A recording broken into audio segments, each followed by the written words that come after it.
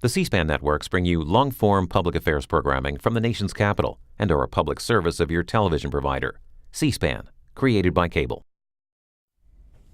And this week on the Communicators, Gordon Smith, who is president and CEO of the National Association of Broadcasters. Our guest reporter is Paul Kirby of Telecommunications Reports. Senator Smith, you started at NAB nearly 4 years ago. How have the issues changed in those 4 years that you deal with?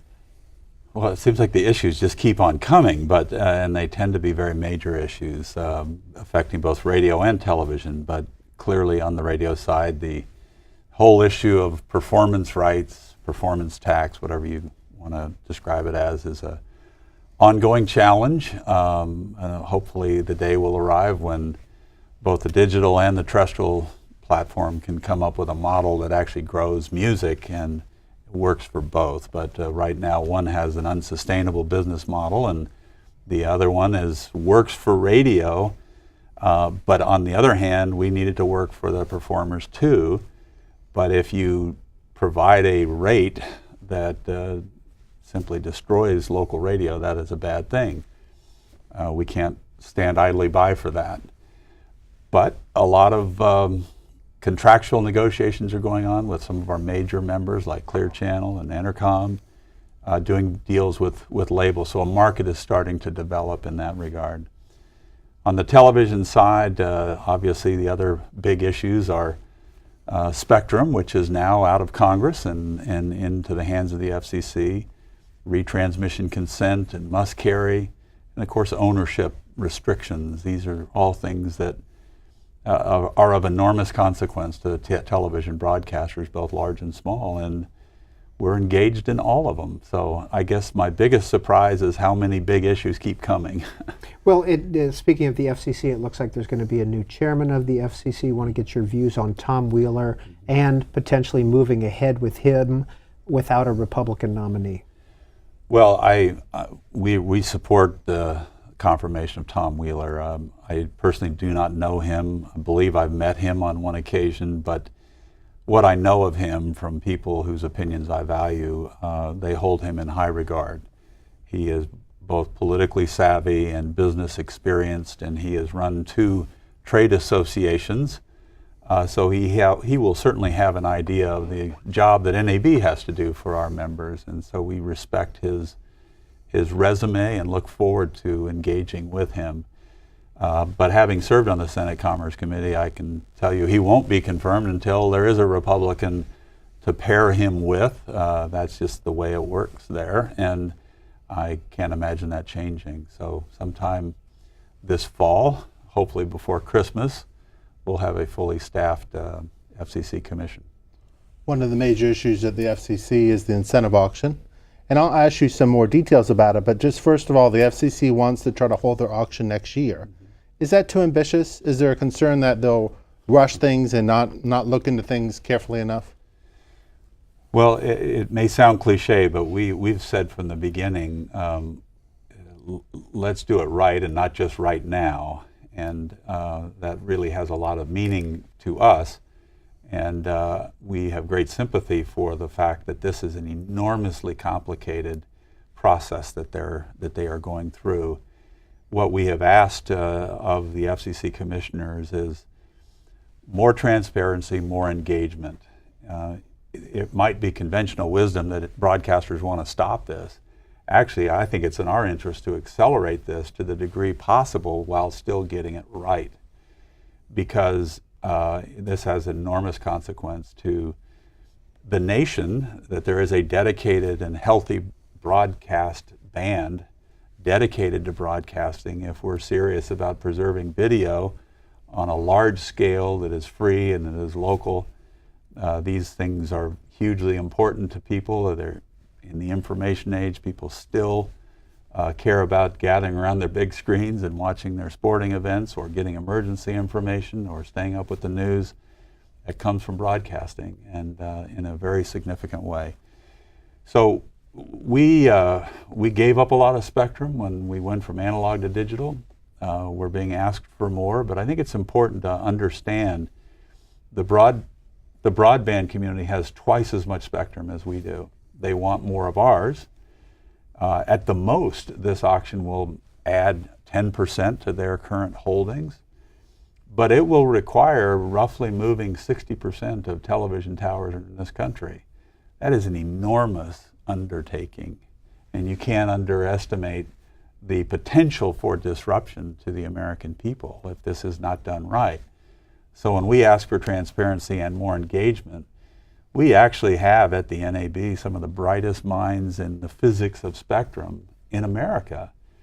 And a lot of the problems we could help resolve if we were included at the ground level, so the software works out right and isn't put out and then has to go back and put out and go back. We can resolve a lot of these things together with the coalition we have formed with the broadband community. There's a community of interest here to get it done as quickly as possible and to get it done right with the least amount of disruption. Is that why NAB said at a recent hearing of the incentive auction, some have described the auction as a win-win-win, the final win being for the broadcast industry. NAB does not see a win for broadcasters who remain on the air. And at this point, you would settle for a win-win tie. Why is that? Because spectrum is a finite resource.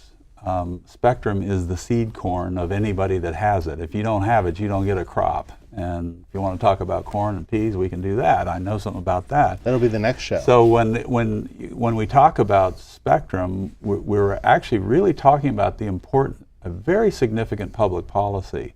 Should this nation have a dedicated broadcast band? And the answer is clearly yes, if we're interested in a medium that does video like no one else can. I mean, if you took all of our spectrum and you tried to do all video through broadband, candidly, there's not enough spectrum in the universe to do video one-to-one versus our one-to-everyone technology, which again is live, it's local, it's free, it's important. You cannot do the Super Bowl on a one-to-one basis. You have to have broadcast architecture, and so that's why we think it's important to do it right, not right now, but do it as soon as you can do it right. Well, Senator, from your former seat on the Commerce Committee and as the head of NAB now, what about the use of government spectrum and utilizing some of that unused spectrum for commercial purposes? Well, I mean, the government has half the spectrum out there. It's used obviously by the Defense Department. We used to say on the Commerce Committee when we'd ask, can we get some of this to put into commercial use? The answer was always jokingly, they got guns. And they have to give it up, and they don't want to give it up any more than I suppose any of our broadband friends. And you know, but it takes the administration to tell the military to surrender some of it, and there is an effort now to get them to relinquish some. And lest you think that would crowd the government, I mean, they went, as we did, from analog to digital, which created deficiencies, which enabled broadcasters already to return 108 megahertz of prime spectrum real estate. They went to digital, they got excess space, that could be dedicated to the commercial purpose as well. So we think that there is a lot that the government could do to solve this problem for our broadband friends. Well, the Department of Defense has a proposal, and that would involve giving up most of one band, the 1755 to 1780, but they would share with broadcasters and others the 20 to 25 and 2110, and broadcasters use that for news gathering and other things. Your reaction to that plan? Well, we're open to consider it, whatever, but I would just simply note that I think it was about a year ago the Defense Department said that it wasn't possible to share with us. So if something's changed, if they've done some new testing, let us see the test. But that band is important because that's what broadcasters use, particularly in emergency circumstances. That is the band that allowed President Obama during the Boston bombing, when he was getting his news via cable, but sort of second, third hand, we're told he said, get me a live broadcast feed.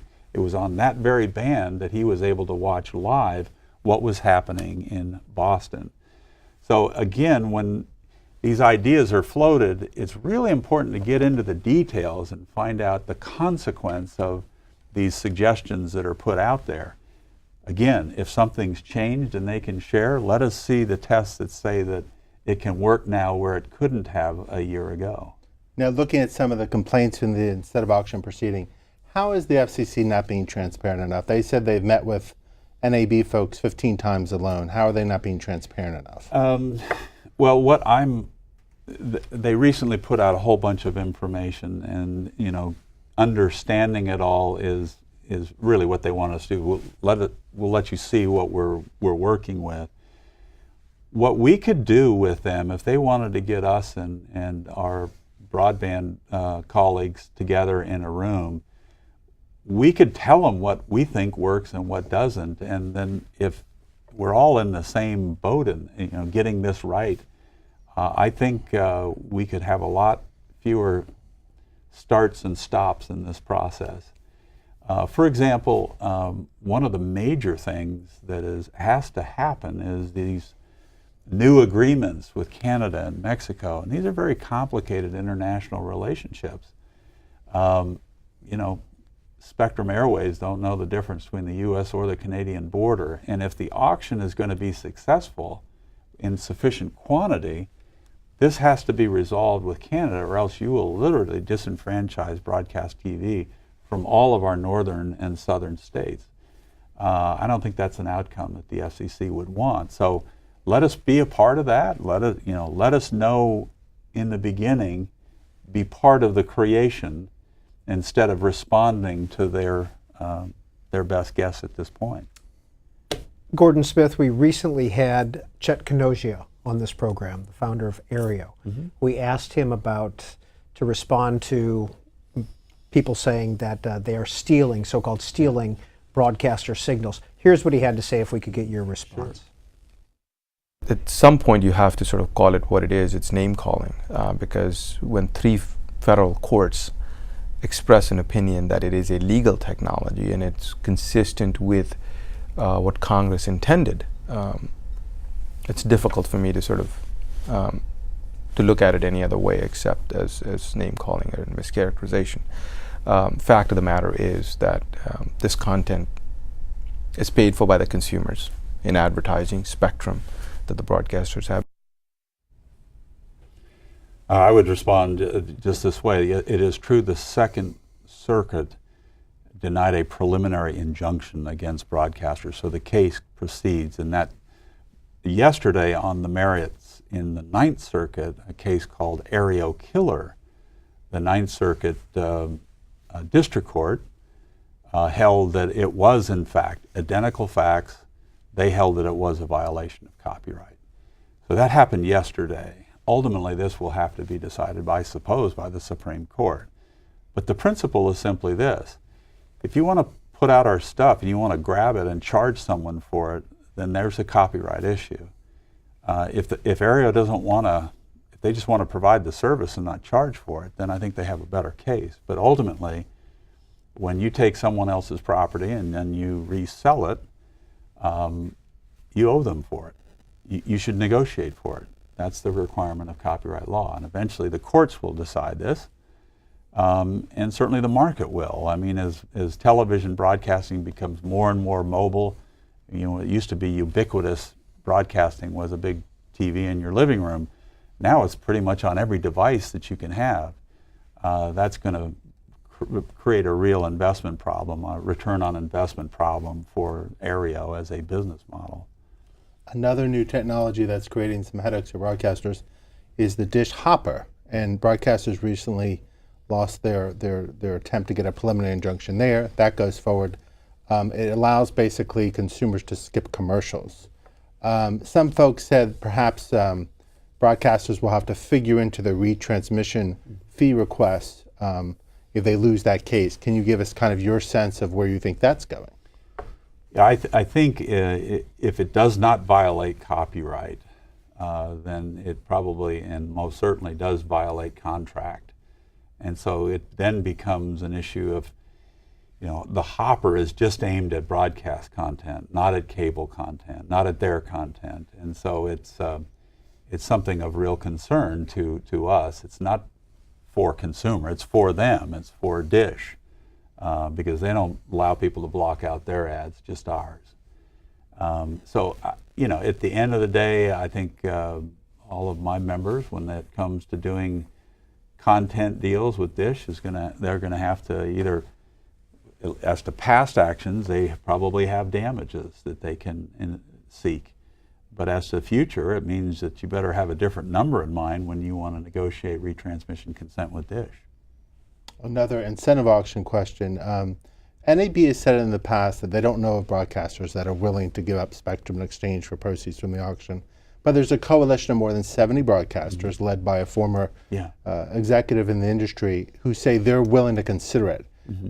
Do you know yet of any that are willing to consider it, and do you think they're just outliers?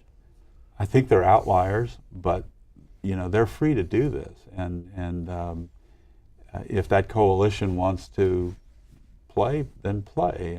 We'll adjust accordingly, but again, I think it's really important to understand how consequential this repacking will be and the size of the broadcast band. It's important to America as a matter of public policy to have a healthy broadcast industry, because what we have, our architecture cannot be replicated by broadband. Now, the opponents say the recent video competition report from the FCC says that about 10 million people, or 11 million people rather, watch broadcasts exclusively over the air, compared to over 100 million who use a pay TV service. So the other side would say, okay, fine, maybe broadcasters should still get spectrum, but it's not as critical as it was because fewer people are using over the air.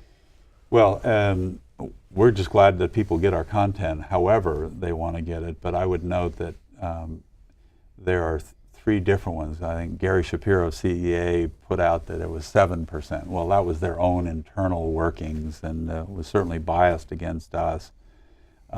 Nielsen has it at 11. Another independent, unrelated to anything that NAB does, the GFK Media, they did an independent study and they said that number now has climbed to 19.3% of households in America. And that's just as to exclusive use of television over the air.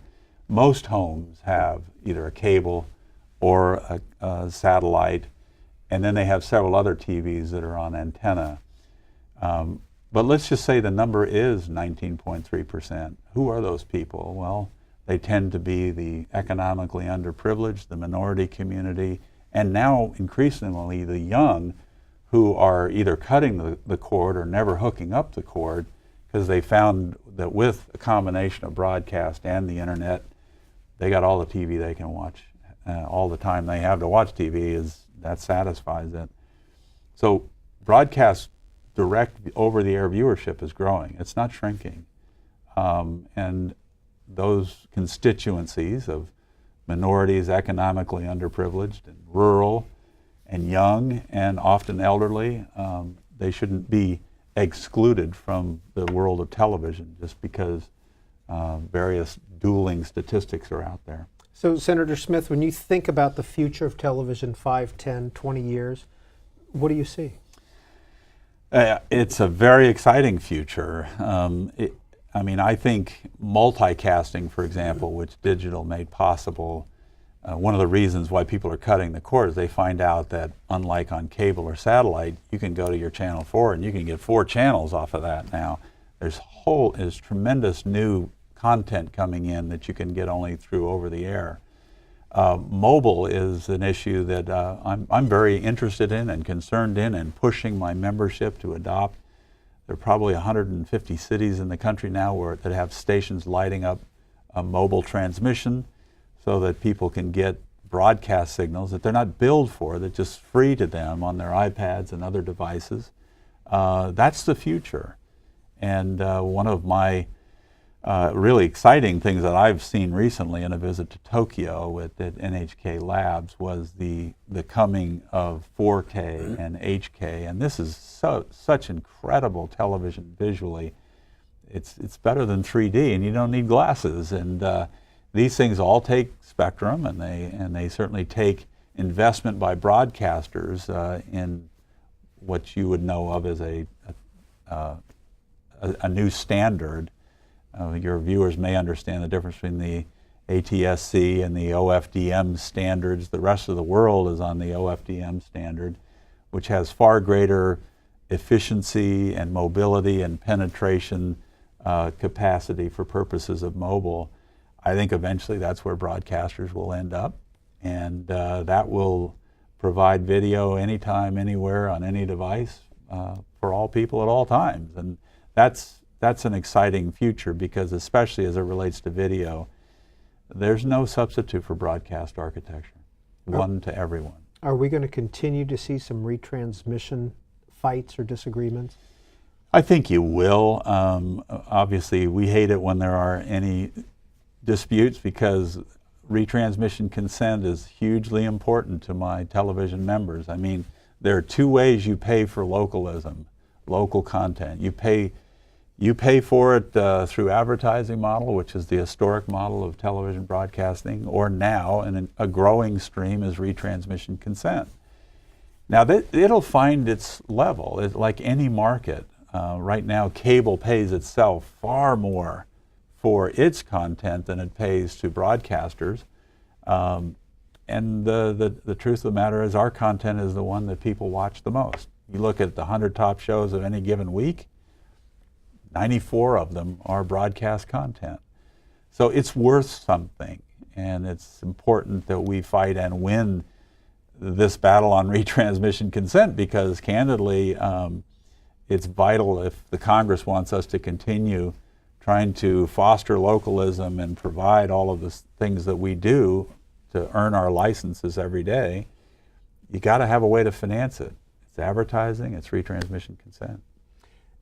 Your former colleague, Senator McCain, has reintroduced his a la carte cable bill. As a senator, where did you stand on that issue, and do you have a dog in that fight today? We've, out of respect of our cable friends, we've laid off them on that. When I was on the Senate Commerce Committee, I did not vote with John McCain because I felt like eventually this is something that the market would take care of, and it seems to be doing that, and the cable guys are coming up with more kinds of offerings. But if they go too hard at us, I mean, it pushes me against the wall, and I then start arguing for, well, when there is a blackout, when we can't agree, why don't you refund to your subscribers some dollars for lost programming, because our programming is the stuff that sells their cable subscriptions. Paul Kirby. We talked about Tom Wheeler earlier. Tom was for 11 years the head of CTIA, which is the wireless industry group. Is there a concern that his sympathies will not be with you all as much when he's at the FCC because of his experience and background and knowledge of the wireless industry? I suppose on the surface there's reason to be concerned, but I'm not worried, because what I know of Tom Wheeler, he's a smart guy, and he understands the duty that trade associations have to represent vigorously their members, and I think he'll respect that. And I'm told that his wife used to work at NAB, so hopefully there's some residual allegiance there. But I'm not worried about it. I mean, if a man has run a trade association, has succeeded in business, has a pretty good understanding apparently of politics and processes, he will know NAB very well. He'll know the heft we have in this town, and hopefully work with us in a way that makes him successful and leaves for the American people a vital industry called broadcasting. Would you expect, with two new commissioners coming on at some point, would you expect, is that another reason the incentive auction proceeding may take a little longer than the FCC hopes, because those folks got to get up to speed with some of the details? I don't think that necessarily slows it down. Chairwoman Clyburn is doing a wonderful job in the absence of a full commission. Their staff below the 8th floor is working very hard on this. And I think Tom Wheeler certainly got the gray matter, and the Republican nominee, whoever that proves to be, I expect will be very able to get up to speed very quick. On the incentive auction, one more question. You mentioned software earlier. The FCC is looking at using new software that will basically help them analyze the coverage area and population area of a station. This is important because it helps determine what's harmful interference and not harmful interference. Tell us why it's bad what they're doing with the planning to introduce new software. Well, the software has to be done right because it'll affect the repacking, and the repacking will ultimately drive the success or failure of the auction, of whether people are going to participate or not. One of the things we fought for in the legislation is protecting our contours. I mean, because when you start changing the contours of a broadcast reach, you're changing the economics of that broadcast station. So getting the software right is really sort of ground zero as to concern for us. And if we're a part of the creation of that, along with our broadband colleagues, then this is going to go a lot more quickly. But if they put it together, put it out, it's wrong, it's got to go back, this could take a long, long time. I mean, when you think back on the analog to digital transition that I was a party to, that didn't affect all that much repacking. This will affect 60% perhaps of the broadcast stations in this country. It's a huge job, big job, and so it's important to get it right in the beginning. And finally, Senator Smith, last week on this program, Senator Mark Pryor, who's the chair of a subcommittee, Commerce Subcommittee, we asked him about whether or not the 96 Telecom Act needs to be updated and overhauled. And he expressed some reservations about that because it would open this can of worms, et cetera, et cetera, et cetera. From the NAB's point of view. I suppose I never voted for a perfect law. They were always a product of compromise and trade-offs, and there's nothing that couldn't be made better. But he is right in that once you open something up, it's the old Pandora's box, and then lots of unintended consequences can come out about that. So I understand the reluctance of Senator Pryor to even want to open it up, but doesn't mean that there aren't some things that could be updated in order to, fit with a dramatically changing telecom environment. Senator Gordon Smith is president and CEO of the National Association of Broadcasters, and Paul Kirby is a senior editor at Telecommunications Reports. This is the Communicators on C-SPAN. C-SPAN, created by America's cable companies in 1979, brought to you as a public service by your television provider.